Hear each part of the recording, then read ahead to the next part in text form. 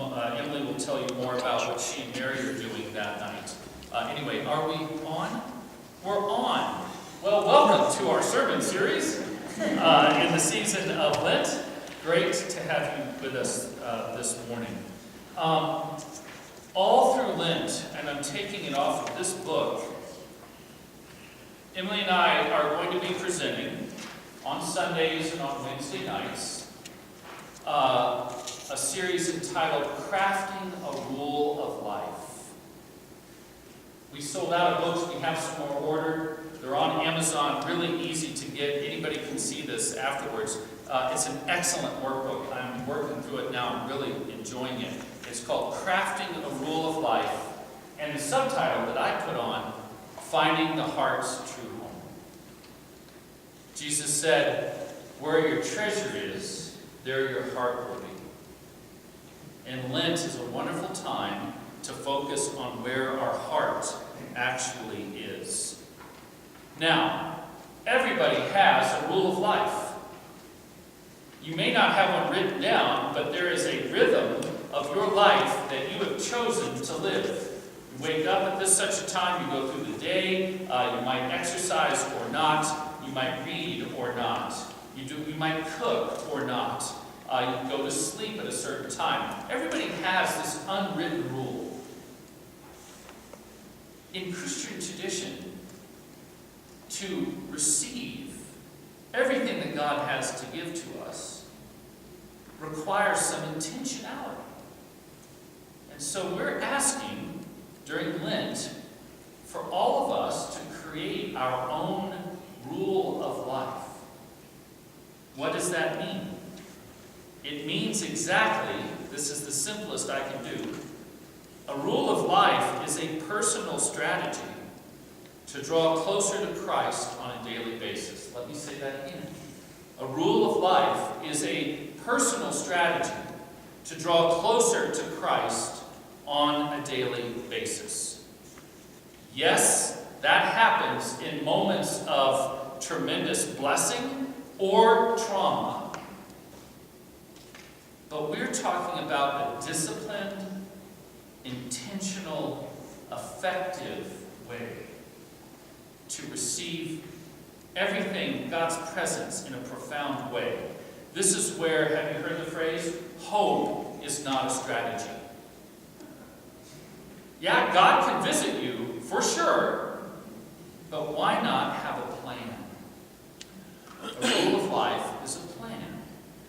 So, it's personal to you, it's customized, it has to be comfortable, it's Christ-centered, it's drawing us, it's not having us float into the ether, it's not going to make us better people, it's drawing us closer to Jesus. That's why this church exists, is for us to be called closer to Christ. It's not about how much we know, it's not about what we've achieved, it's not even about, thank God, being competent. It's not something you manufacture. Okay, God, I'm ready. No. It is about receiving.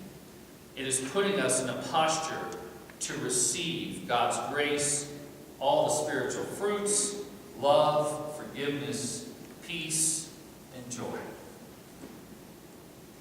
So, may I say, the last part, on a daily basis. On a daily basis. Everything that we love, we do as frequently as possible. Right? And so I find that if you ski twice a year, you can probably ski twice a year, but you're going to be a much better skier if you ski more. I'm living proof that this is true.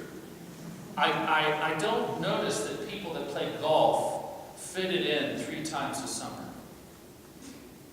I find that people that play golf, people that hunt, people that hike, people that go on mission, they don't do it once or twice. They do it, as much as they possibly can. And so if you think coming to church every 7 days is going to get it, let me tell you, that's probably not the case. God has so much more. So much more. Great Anglican bishop said, we're not making Christianettes. Christianettes don't survive. God is making Christian disciples rooted in good soil, strong faith. That's what we're shooting for. So, what do you need for a rule of life? You need a place. Does everybody have a place? I never knew. I moved into the rectory. It's the biggest house I've ever lived in. Until we had daughters. Because daughters spread stuff out. I ended up with a corner. I have my place to meet with God on a daily basis is a corner in the bedroom of our home. Some people call it a prayer chapel. You can set up a little altar. That's cool. Other people call it a prayer corner. My wife got a closet. The only place where she could literally be by herself in our house was in the corner back of a closet. And so she set up a little prayer area, just little cushions to meditate on, and a little small table with some photographs, and she was in the closet until 2 years ago. And she moved to another space, and supportive Father Brooks' husband. What did I say? Oh, honey, you've come out of the... Never mind. Okay, forget it. All right. So I still have my corner. Do you have a place that's all you? It's nothing but you. And you'll only go to that place to be with God. Everybody needs a place. It has to work. I know. The mountain is my cathedral. The chairlift is my pew. But at 10 o'clock at night, that doesn't work so well. So it needs to be a place that works. Everybody needs a place. Has to be comfortable. But for men, not too comfortable. If men recline more than 10 degrees, guess what happens? Right, lots of things happen is the answer. But you meet them about 3 days later and they don't remember what's happened. So I'm not talking about that. It's not a TV kind of thing.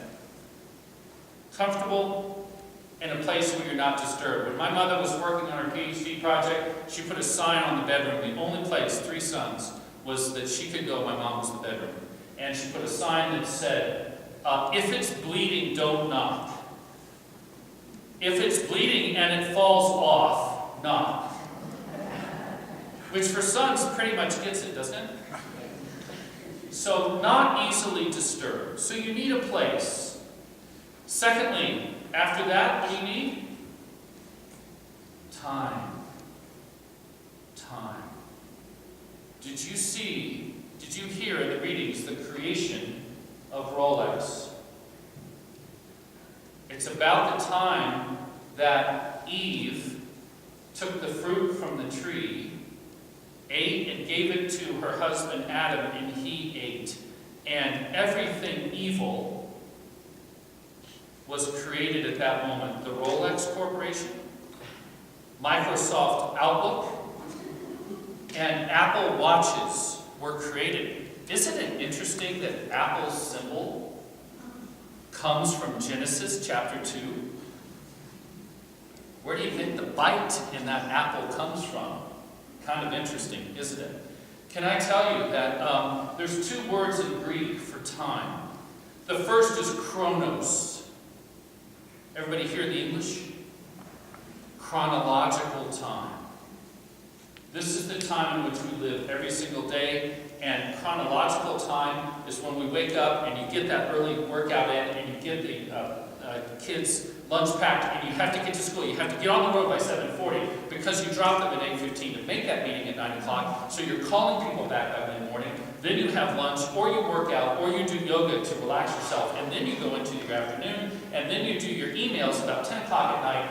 And after your kids go to sleep, we think maybe they've been fed, we don't know, and then you collapse about midnight into your bed. Everybody got chronological time?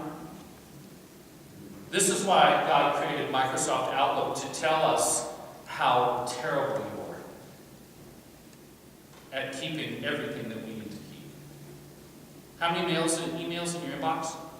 Does anybody have more than 10,000? Feel free to raise your hand. Just saying. Why haven't you responded? Just a question.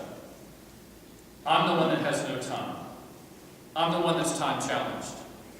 I'm the one people say you should do better at time management. I said, it's funny you didn't tell me that when I went to the emergency room. Just interesting. I drive to the Monastery of Christ in the Desert 2 weeks ago, and your time challenged rector drives onto the property, no internet, no Wi-Fi, no cell, no TVs, no radios. A wall of silence by the Chalmer River. The only time the silence is broken is when the bell rings. And all the monks go to church 7 times when the bell rings. They even get to eat once or twice, 3 times a day. The first 6 hours, I almost deconstructed. Because I don't ever have enough time until I leave chronological time. That first day at the monastery was 150 days long. It went on and on and on. I couldn't believe how long that day was. Why is our day so short here? And God actually gives us another way to track time. You've heard it 6 times in the past 20 years when I preached. Does anybody know the other Greek word for time? Chronos is one word. What's the other one? I guess you're going to hear what? Kairos. Thank you very much, sir. But nicely done. You can leave now. We'll see you at coffee. Chronos and kairos. Kairos is God's time. Adam and Eve were in kairos time at the garden. Did they make appointments? No. Did they have to worry about when they? No. Did they have to clothe themselves and wash? No. They were on God's time. God's time is spacious. It's gracious. It's incredibly beautiful. A rule of life is supposed to take kairos and crash it into chronos. It's supposed to invite us to inhabit God's special time. Every rule of life, of which I'm aware, has a component. The first component has to be about time. So here's my challenge to you. My challenge is what I'm trying to do myself, which is to spend at least 15 minutes every calendar day in kairos time. In my special place. Everybody with me? 3 people just went to sleep with this challenge. It's really interesting. 15 minutes every day. Can you do it? Can I do it? Can God take care of the world without us standing at the station to help him out? 15 minutes a day. If the answer to that question is no, we have some other really serious issues that we need to address. A season of Lent, a rule of life, I am asking and challenging, Emily and I are inviting you all, 15 minutes a day. If you want to really go hinky and rearrange everything in your life, try 30 minutes a day and see what happens. What do you do in that 30 minutes? You can be silent. It sounds like this.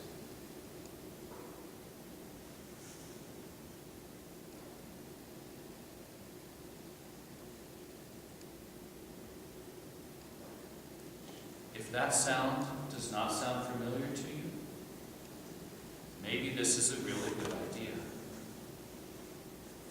We can pray in that 15 minutes. If you look at the cover of your bulletin, on the top right-hand side, next to the masthead, every single Sunday, there is a citation of a page of the Book of Common Prayer. If you go online or open a prayer book to that page, There are Bible readings listed every single day of the calendar week. Old Testament, New Testament, Gospel, just like Sunday church.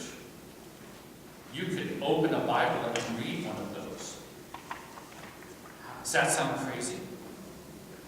And reflect on one reading a day, which takes less than 15 minutes. Some of us have books that we read, that we reflect on, prayers that we say in the prayer book.